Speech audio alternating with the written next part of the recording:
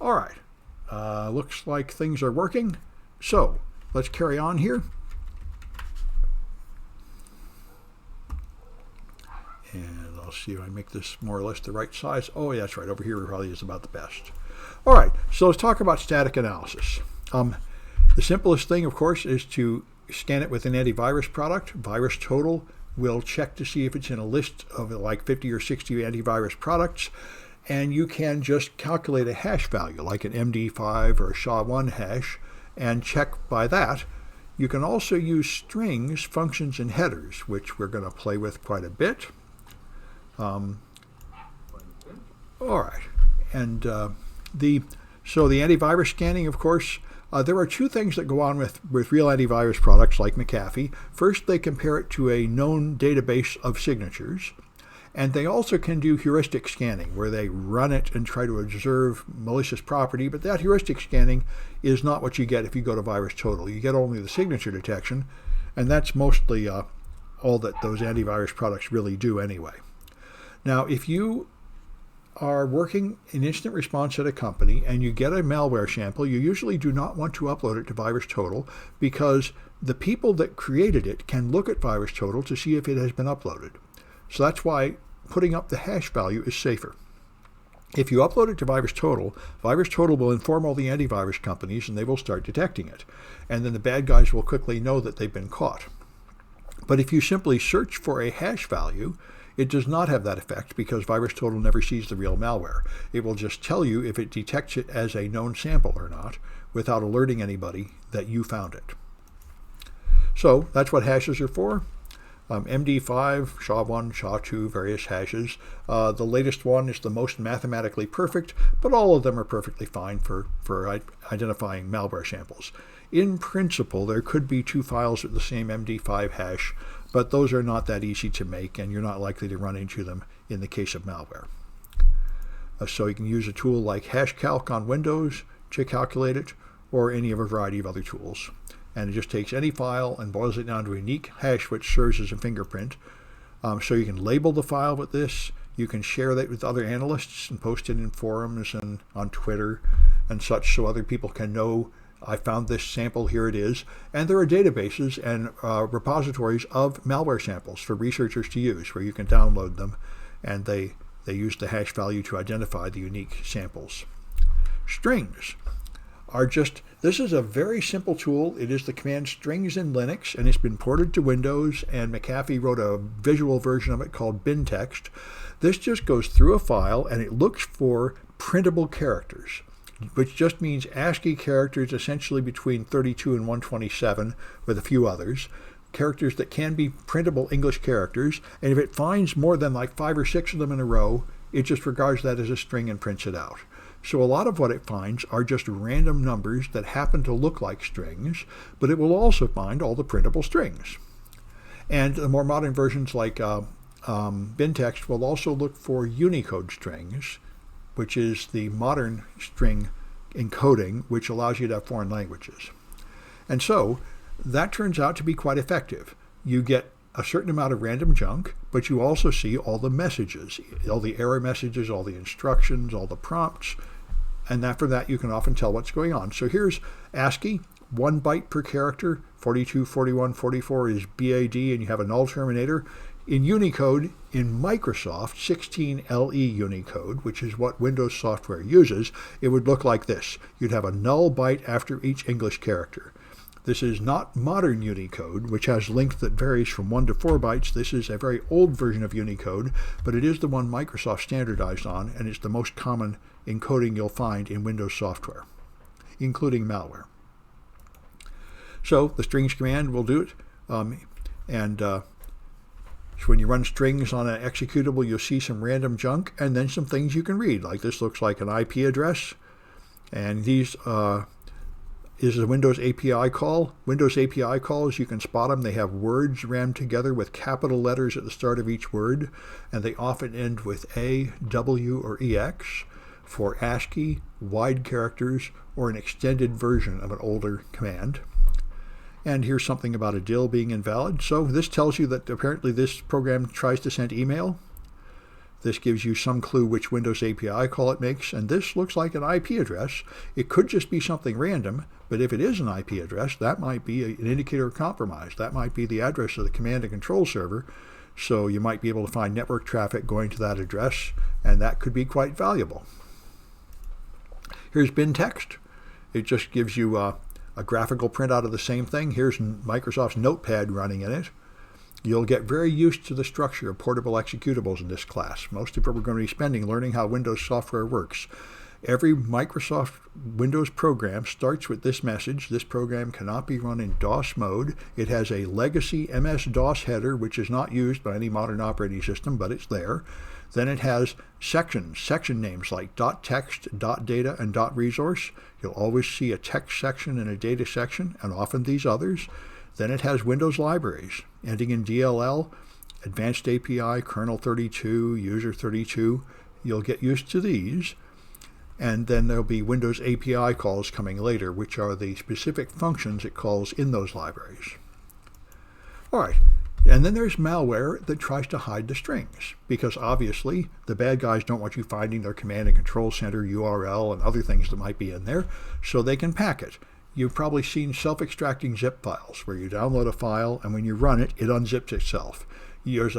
There are packers for executable files that do that. They take the individual sections of the executable file and they zip it and add an unwrapper on top, so that when you run it, it actually runs the unwrapper, which unzips this and puts it in RAM so it can run. And we'll play with that quite a bit. That's important. All right.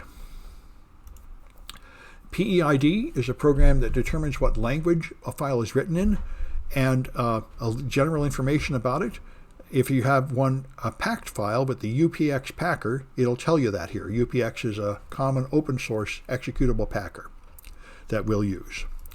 You can unpack things with UPX, and if you pack them, they get smaller. This one goes from 592K down to 272K, and you can unpack it back to the full size, as long as they don't hack and modify the packer, which you can do, and you will be doing that if you do the optional projects. So the packed version of this file had only 23,000 strings, but the unpacked version had 33,000 strings, and the only thing you're seeing in the packed version is the strings in the unpacker. Anyway, by the way, whenever you're analyzing malware, even if you think you're just doing static analysis, like you think you're just finding the strings or the language, a lot of these tools will in fact run the malware without telling you. So you always have to work in a sanitary, disposable virtual machine whenever you're working with malware. I've often been analyzing malware and accidentally run part of the malicious part when I thought I was just running the unpacking part. So just be aware, it's just like working with a dangerous virus. You've got to be in a safe, sanitary environment whenever you're working with malware. There's no operation on malware that is really safe. All right, so the portable executable file format is the king of this class. Most of this class is learning how these files work. This is what all Windows executable files work. That's how they run. It's a data structure that explains to the Windows operating system how to load the file and run it, and how to load all the libraries and attach them to it. So it's got a portable executable header, and this tells it about the segments, the size of the segments, and what library functions are needed. So there's LordPE is a useful tool to reconstruct portable executable files from RAM, but we're going to use some other tools more than that, and I'll demonstrate this in a few minutes here. But you can see the main sections here. Here they're text, data, resource, and relocation. Those are common sections. You might see more, but you'll almost always see text and data, and usually resource. And here's the main ones. So text, data, they line them up in memory, and we're going to get used to analyzing these and seeing them go. Yes, a virtual machine is what you normally use for analyzing malware. By the way, virtual machines are not perfectly safe.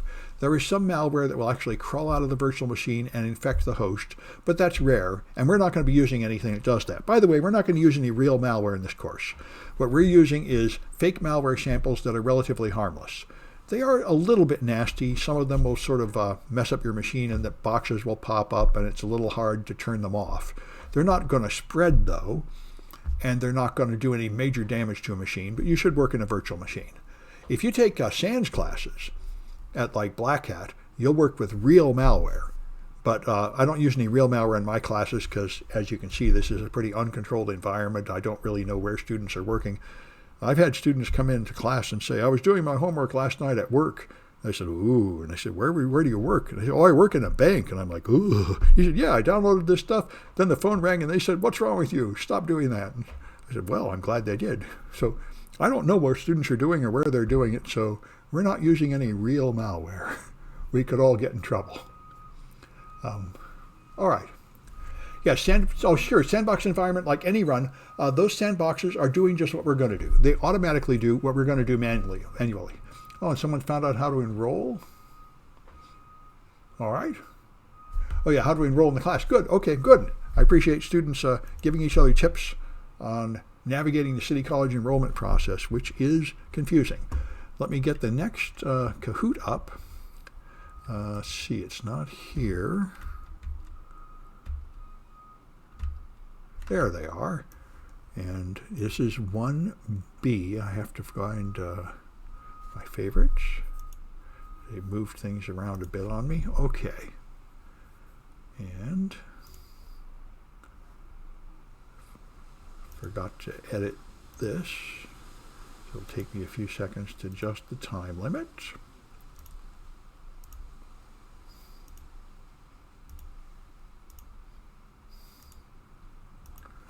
All right.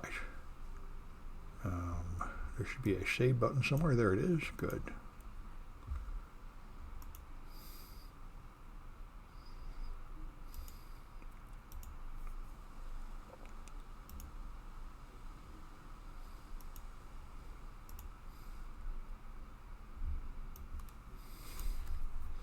And should be there.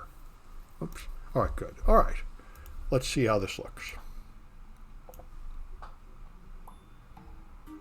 There you go.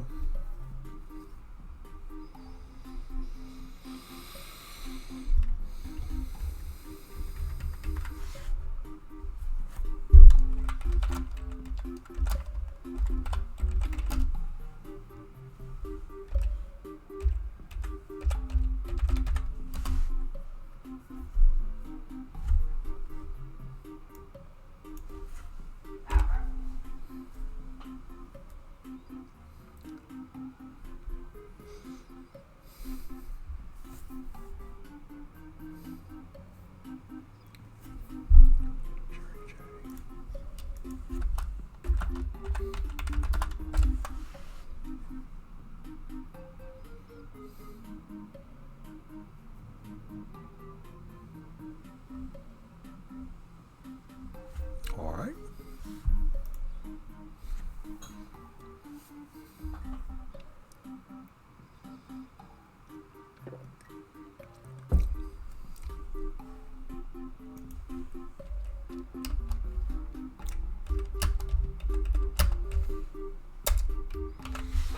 All right, I'll give it a few more seconds.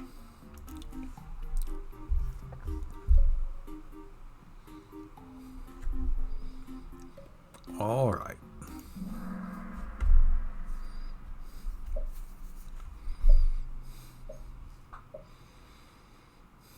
All right. What's the mathematical number that uniquely identifies a file?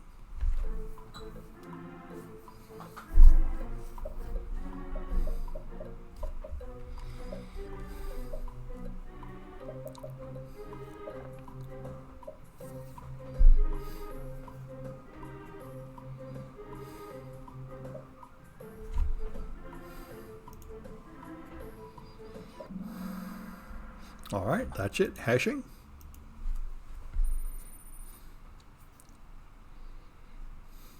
Yes. Okay.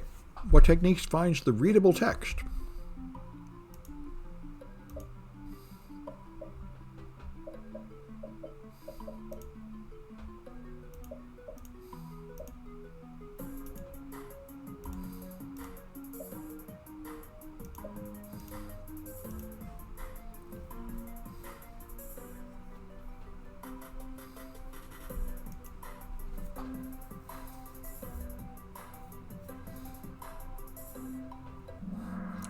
That's it. Strings. Good.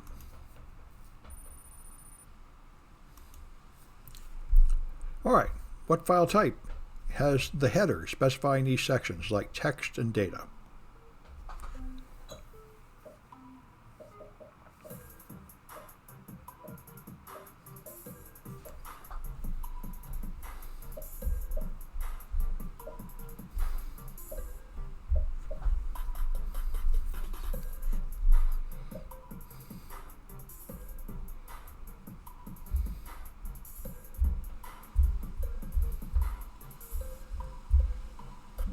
Okay, this is a PE. Now, it's a little bit of a nasty question. All these have that property, but the container that defines them all is PE. All these are PE files.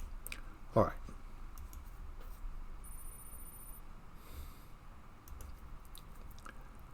All right, what kind of file is shared by many different programs?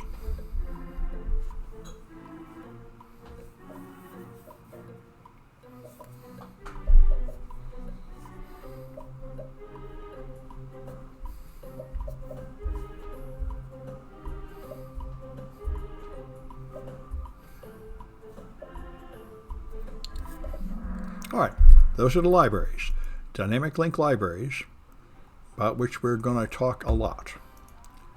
All right, there's RY again, and loose again. All right. All right. So,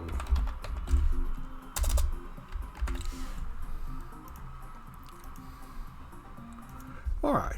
We got one more section of these, and I think we're fine for the time. All right, so let's talk about these libraries some more. Microsoft uses this technique called dynamic linking. And what it does is if you load a file that uses, say, the internet, and some other program is already loaded using the internet, then a copy of the internet library is already in RAM, and the new program just connects to the existing file. This makes files smaller on the disk, it makes them load faster, it makes them run so they consume less RAM, but it's also dangerous and unsanitary because it's pretty easy to trick a Windows executable into loading the wrong library. And that's the #1 way malware infects machines, and we'll play a lot with that. Anyway, so that's the game. If you want to use a library, dynamic link libraries. And so if you connect to a library, you then get the ability to call the functions in that library. You could statically link to a library, so you'd have a separate copy of the library in your executable, and it would be large, but then it would be totally isolated from other programs. Or you can do it at runtime or dynamic, and Microsoft does it with dynamic linking. Static library linking is not used commonly in Windows. And I understand it's not even that common in Linux anymore. Linux has switched more to the Windows dynamic link system. That's what I've been told, although I haven't played with it. Runtime linking is also not very common with friendly programs, but it can be used. This, I think, is what happened. Microsoft Office 2010 was a very strange program. I know I installed it, not even Office 2000. I think it was Office 2000 or 2003 when I was working in industry. We installed this thing, and it would have certain menu items that when you clicked them, it would go back to the install disk and install more software. It didn't really install everything the first time. It was only when you used it. I'm not sure if it's through the use of pointers. No, I'm not quite sure how pointers are involved. Pointers involved in almost everything, but it's not that simple. Anyway, so this one will connect to libraries only when needed, and so it'll load more code while it's running. And this is, of course, a useful technique for malware, but that's not the most common way for normal software to load libraries. They normally load code only when they first start up, and then they use that code. So dynamic linking is the common method, and that's what leads to these messages you see if you've used Windows where it says the program can't start because some kind of DIL is missing. This is a very common problem, that Microsoft software is running, but the library it needs is gone. And so you have to go find that library somewhere. It's not so common in modern versions of Windows. Back in the days, Windows 98, you'd see this all the time. All right, so the portable executable header lists every library and every function. It's in the header. It knows what it's looking for. So, and usually it's pretty obvious. URL download to file is the API call that obviously connects to the internet and downloads something. All right, and Microsoft has tools to debug your programs because it is very common that your program has a problem because it can't find a library or something's wrong with its connection to the library. So Dependency Walker is a tool that lets you see what libraries are being called. So if you go to services.exe in Dependency Walker, you'll see the services.exe is here, and it has all these libraries in it. And here's a malicious version of it that looks like services.exe, but it has its letter different, and you can see it's much simpler than the real Windows services. This is common, that malware names itself with a name close to a legitimate Windows program, but when you look inside, it's pretty obviously different. You have a DIL message that prints up, yep, that's very common, yeah, that's the thing. And you could get to the bottom of it with some of the tools we're going to use here, like Dependency Walker is one way to do it. Another way to do it is Process Monitor, which we're going to play with. Anyway, here's Dependency Walker. So you load a program, like this is one of the malware samples in the textbook. It loads 2 libraries, and then you see imports and exports. So this is a library, so it has exports. The executable will typically not have any exports except one, which is the main place to start with.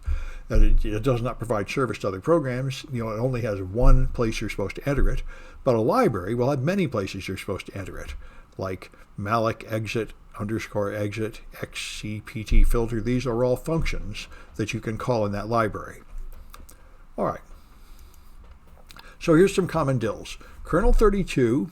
By the way, here's a fundamental rule to understand Microsoft names. Everything is named the opposite of what it is. This helps me remember a lot of Microsoft names. Kernel 32 is not the kernel. It is in userland. It is in fact several steps removed from the kernel. The actual kernel is named NTOS kernel.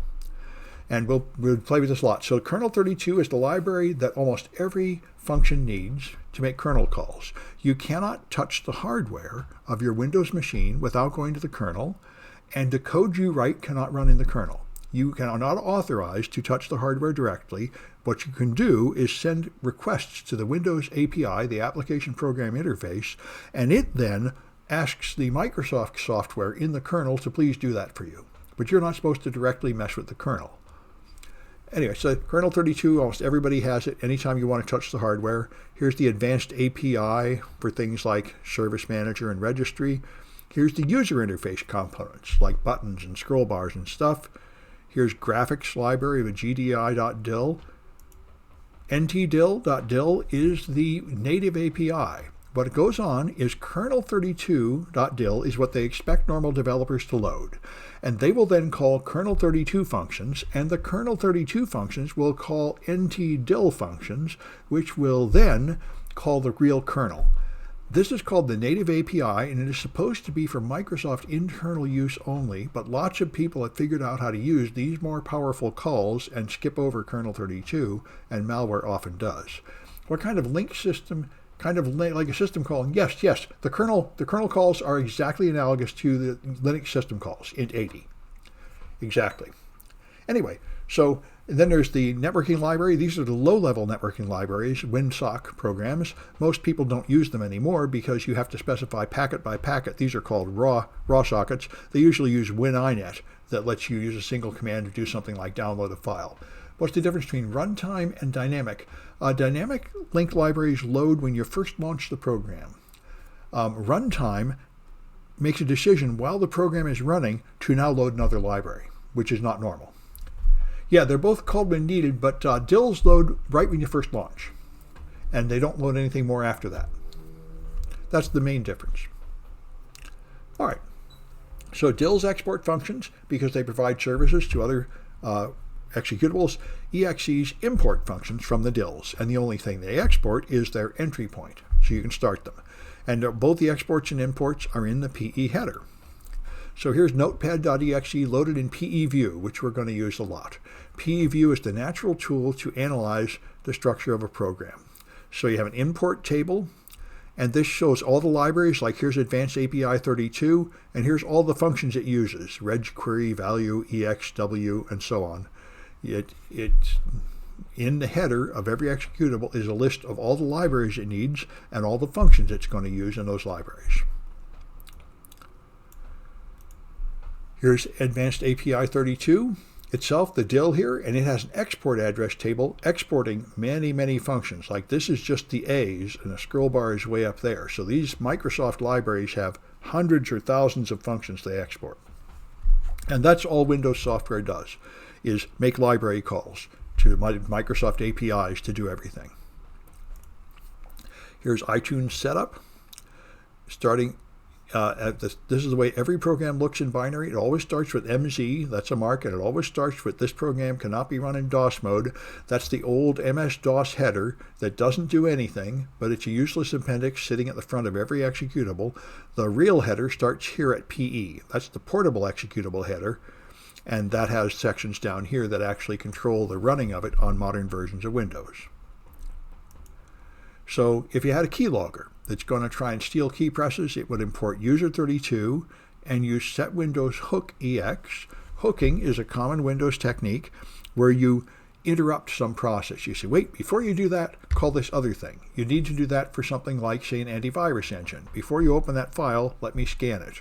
Or a special keyboard you might buy, that like a Bluetooth keyboard says, well, before you decide that nobody's pressing a key, go and run this other software here because the signal from the key might be different than what you expect, that sort of thing.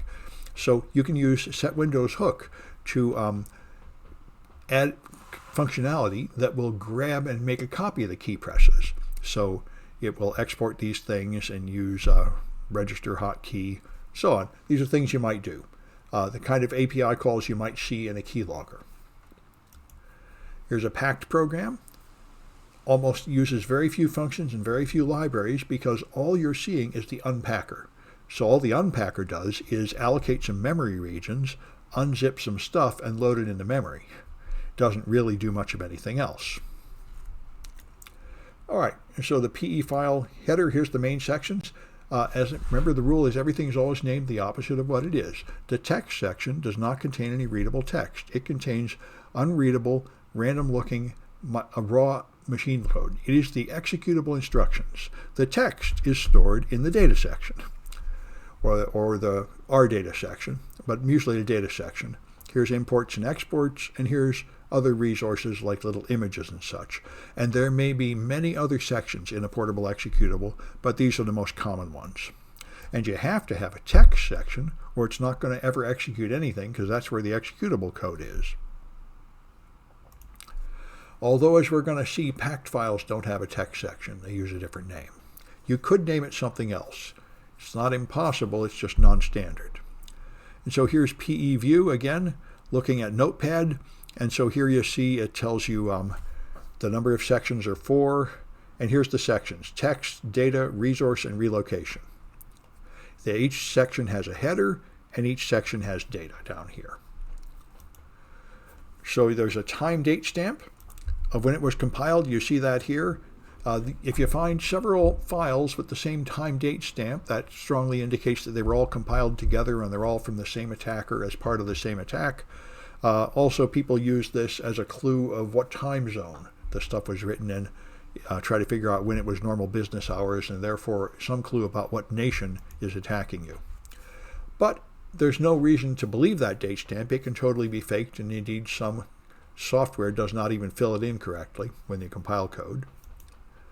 All right, so you have virtual size is what the size of this thing in RAM. The raw data is the size on disk. For normal programs, these are the same, or close to each other. Packed executables show the raw data much smaller, because that's the point. The disk file is compressed, but the RAM file will still be the full size.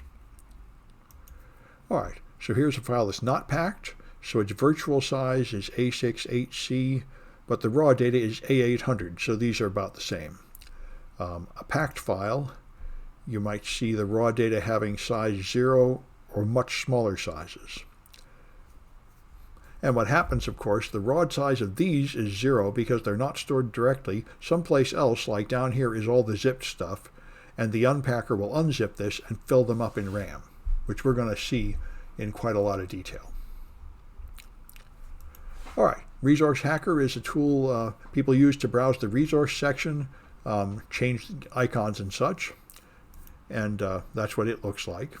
You can change these colors and such. I haven't found it to be immensely useful for serious work, though, and I've switched to other tools, which we'll use in the projects. So let's do the last Kahoot, which is here, 1C. And once again, I need to adjust the timing.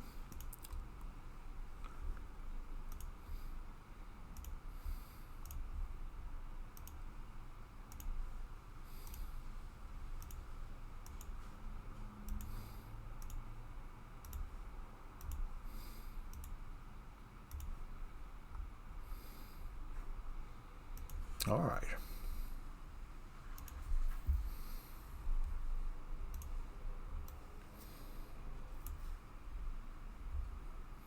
Good, that's right.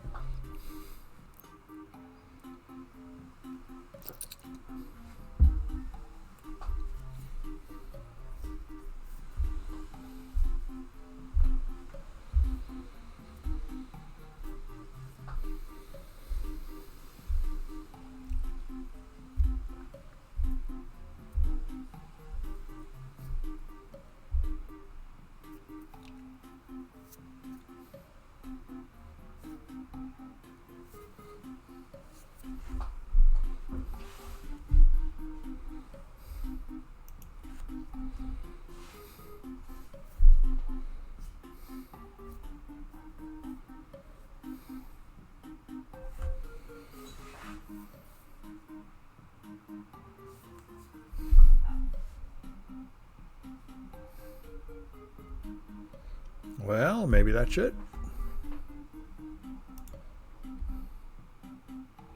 All right.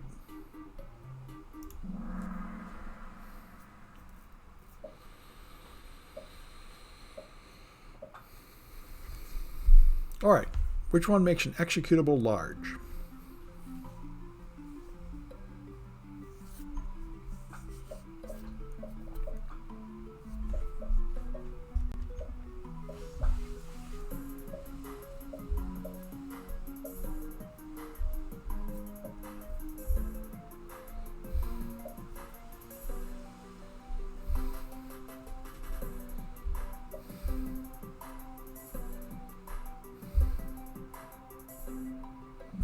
All right, that's static linking, including the library in the file.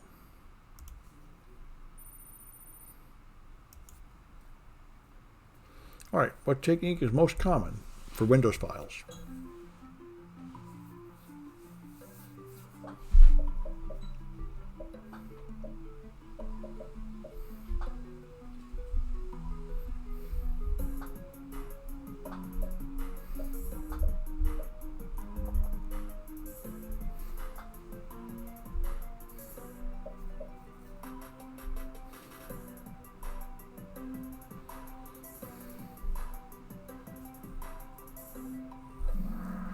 All right, that's dynamic linking.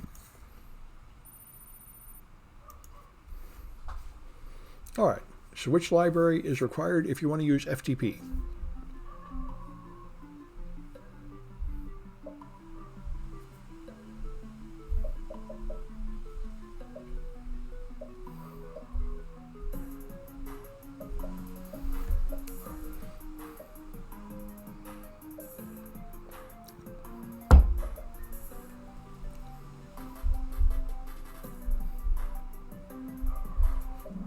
Yeah, you'd normally use WinINet.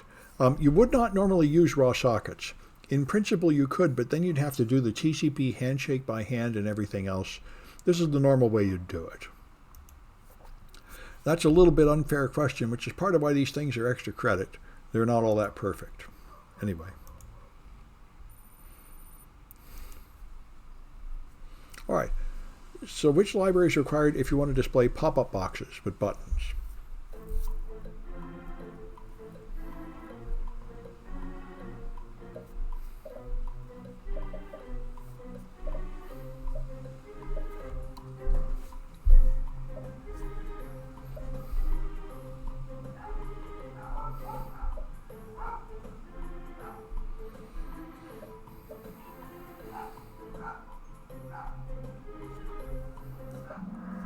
That's user 32, the user interface.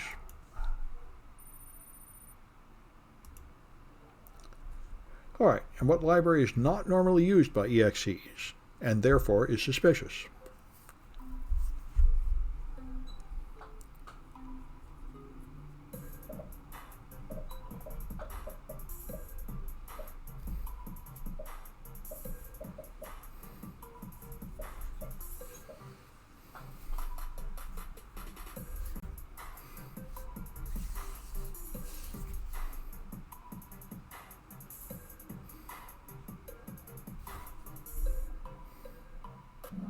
Yeah, that's NTDIL, the native API. All right.